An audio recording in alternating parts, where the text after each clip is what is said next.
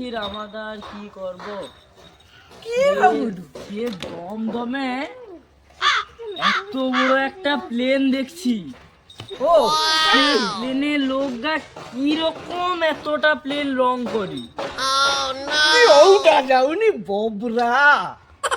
আরে প্লেন যখন আকাশে উড়ে যখন হ্যাঁ, দেখু কত বড় দেখু ছোট।